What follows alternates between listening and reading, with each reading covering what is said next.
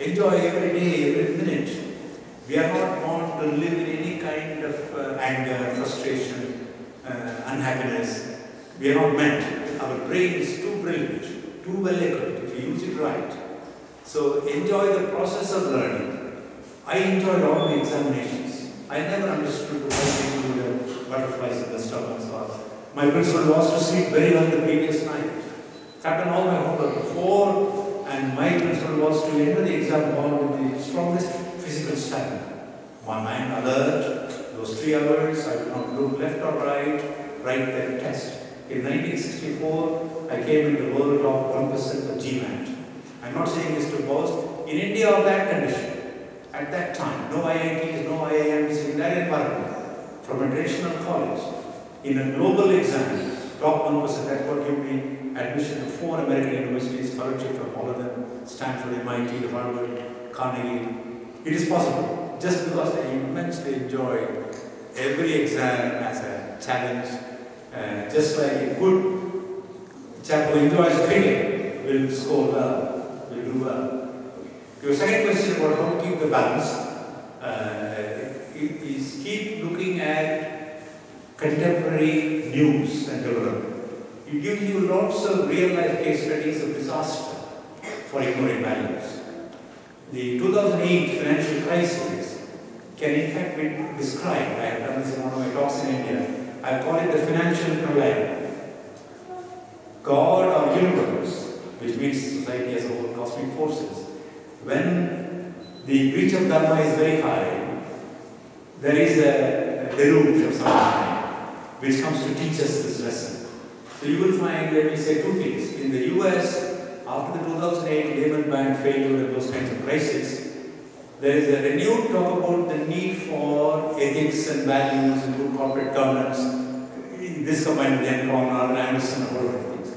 In Britain, interestingly enough, British who were admired by my father's generation, pre-independence, they were talking about this financial crisis has brought back an old British virtue which we had forgotten. And what is that? Thrift. Such a basic thing as thrift. Charles Dickens, Micawber, some of you may have studied the literature, his equation. Income £1, 20 shillings, and expenditure 20 shillings and 5 pence equal to poverty. Expenditure 19 shillings and 5 pence is equal to wealth, happiness. So the Americans, the US citizens, were the world's most irresponsible. They were net disavers. Personal saving was a negative rate, completely unsustainable. They are very dependent on Chinese holding their treasury bonds now. Yeah? So the world is teaching you all the time. We are deaf, we can't hear. So I think if these people really look at the contemporary global financial environment, the banking controls that are coming in the US, in the UK, the additional taxes that are coming, they should realize that there are payoffs. You can get by in the short run. The other question individual should ask himself is that, what do I really enjoy? And life and work and career are too serious to choose just for the money of it if I don't really have fun.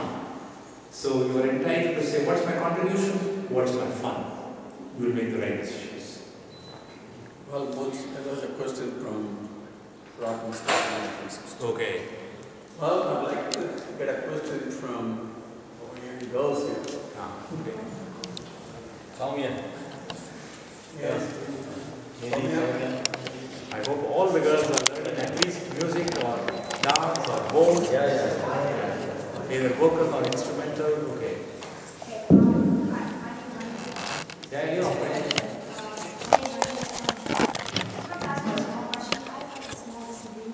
Yeah.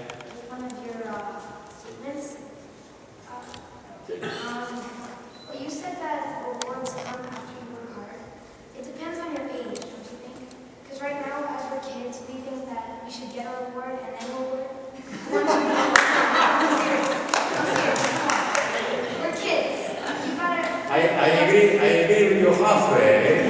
Once when very small qualification. I'm entirely with you on the spirit. You are entitled to promise of the reward. Yes, and then. But you should get it only after you do the work.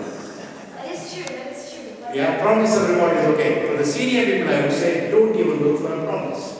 Forget it. You are an adult, you understand. You do your work and you follow. Don't keep asking all the time. Now, the sooner you give up asking this question, you will grow up.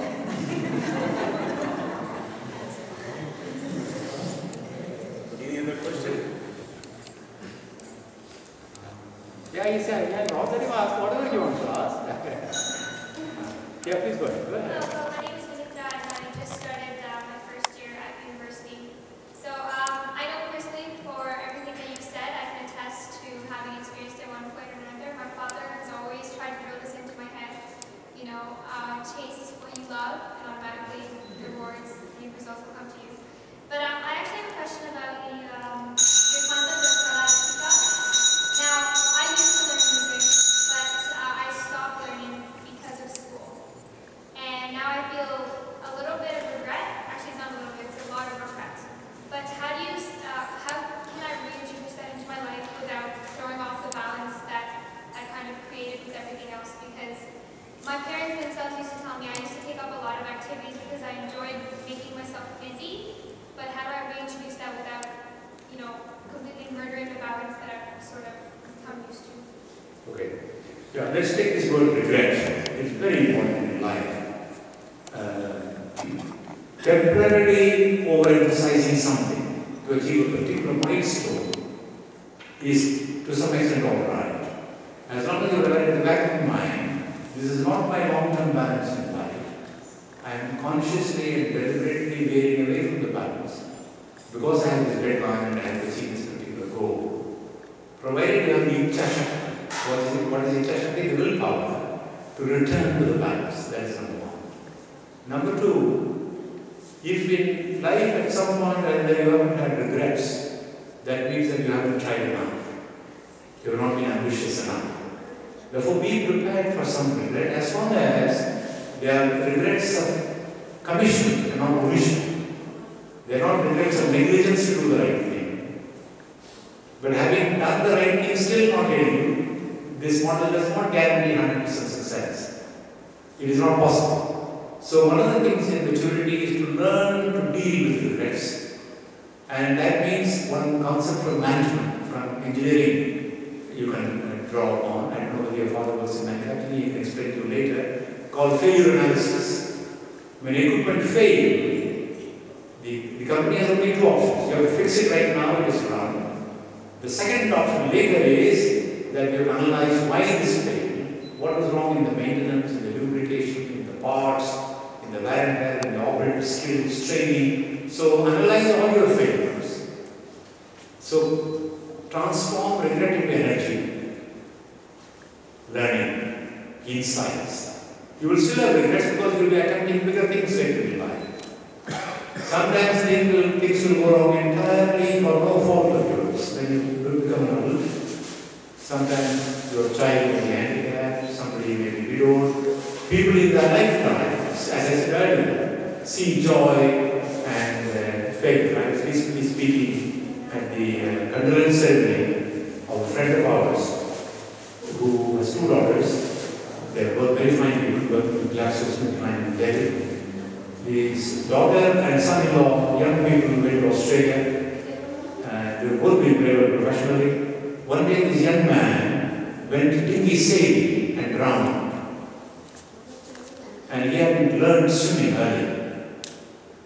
This is a tragedy out of the blue which hits them. And there I was speaking that there are some tragedies in life which are acceptable. That we are all comfortable with the grandparents die because at some point or other they are old enough and sometimes they are physically unwell, they are suffering so much pain and so on. It is a relief for them to go at a young class. It's all right for our parents to pass away at some point in time as long as they are 70 plus. We are all much more grieved when a sibling dies. And the highest grief for a young person up to the age of 40 is when a younger sibling dies. Even among siblings, we can accept older sibling dying. But Putra Shoka is the most severe punishment you will get in life. So what problems you are facing now is nothing compared to what's coming later in life. But there will be a lot of joy along with it. you must take the grief along with the joy. Life is not one smooth ride. So there will be regrets, failures, but as long as it is for the right effort, what you therefore should always concentrate is the dharma, the karma, and icha shakti. If you've got these things going, you can cope with any failure, anything. The ultimate test of a sadhana person with respect to tragedy is resilience. How quickly can you recover? How long will it take you down? And there the Gita says, Virasputra Namukheti, a courageous person is not daunted by any problem or failure in life. Because God has given us in our body and mind such a system of resilience and redundancy, superior to any computer that man has made, superior to any biological medicine that man can devise, the body's capabilities, that you have enormous reserves. It is the will weakness which prevents you from drawing upon these reserves. So actually, failure and regret should strengthen us rather than weaken us. We will ask one question from a Grahasthi, and then I'll ask my fellow trustee, Mr. Ravi Subramanian, to come and say a word of thanks. I have a question on the Dharma Artha Kama Moksha. So I can easily relate the Dharma Artha Kama. So I was reading in the Raghuvamsha during Raghu's when you were ruled, there was a tax, everybody paid the tax on their own, and there was 100% tax compliance.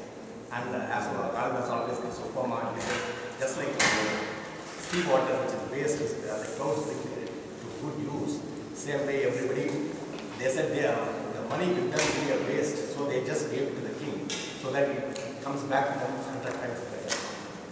So in this, when you said for the moksha, the detachment and fitness, don't you think in today's world when all individuals are too greedy and they want to keep everything to themselves, so evolved persons are just witness and they do not react if they attain that moksha stage. So will that not cause harm to the society? We need more like Anna Asari who can actually come out from that, because it becomes like a So it's a very serious question. Obviously, I'm just putting it very nicely, very modestly, not aggressively, but it is disturbing you. But you mentioned this very nice instance from the Raghuvamsha. I was president for 10 years of an organization called Sampradam, the Indian Center for Philanthropy, promoting. So we were looking for a slogan, a motto on our letterhead. And we took this phrase from Kalidasa's Raghuvamsha, Adanam hi Visargaya, a lesson actually from the clouds. What the clouds do is to collect water, only to distribute that. The cloud does not drink the water. And same way the human being should earn the wealth, only to distribute. Of course in the family and so on, but as Bill Gates says, that my kids will get 10% of my wealth, 90% is too much. In this case it will be 10-90. In our case, at least it will be 90-10. Give 10 away. Now, some statements we keep repeating. We keep reading in the press and TV, and we start believing. They are not always true. And I take your statement as an example. Sometimes there is a mass hysteria that comes, and we take certain statements which media repeat as true. It is not true that world over people are becoming more selfish. It is not true. Actually,